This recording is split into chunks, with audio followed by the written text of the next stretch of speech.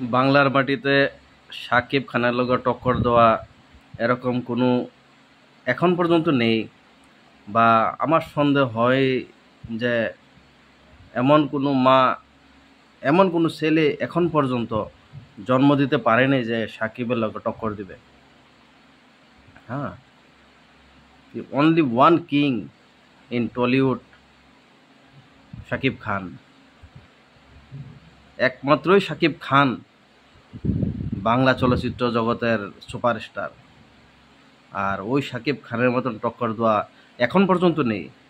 বাকি আগে কি হয় এটা তো জানি না, কিন্তু এখন পর্যন্ত নেই যে সাকিব খানের লগে টক্কর দিবার মতন এরকম কোনো মা এখন তুই জন্ম দিতে পারে নাই যে সাকিবের বিরুদ্ধে বা সাকিবের সমান বা সাকিবের মতন পার্সোনালিটি বা সাকিবের মতন অ্যাক্টিং করা এরকম যদি থাকতো এতদিন মোটামুটি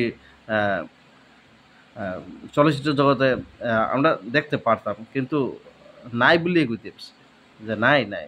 আর এটা সম্ভাবনা হয় না যে সাকিব খানের লগে টক্কর দিবে। তো একমাত্র সাকিব খানেই যিনি বাংলা চলচ্চিত্র জগৎকে মোটামুটি ক্যাপচার করে বা ধরে রাখতে পারছে।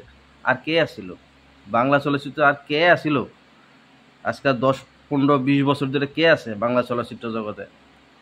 সাকিব খানের যে বেলা যেই মুহূর্তে ছবি রিলিজ হয় সেই মুহূর্তেই মোটামুটি বাংলা চলচ্চিত্র মোটামুটি আবার মানে শ্বাস প্রশ্বাস নিতে আরম্ভ করে। হ্যাঁ, তো তাই বললাম, প্রিয়তমা ছবি দেখে তো সবাই হলে কান্দাকাটি করলো। তা এটা কোনো অভিনেতা পারছে কাঁদাতে পারছে? সাকিব খানেই সম্ভব। আর যে কোনো ক্যারেক্টারও সাকিব খানেই সম্ভব। সাকিব খানের বাহিরে আর কারো মোটামুটি সম্ভব না যে কোনো মোটামুটি মানে যে কোনো রোল করতে, মানে ওইটাই গুণ, ওইটাই সুপারস্টারের গুণ, ওইটাই গুণ, আর কিছু না, আর কিছু না।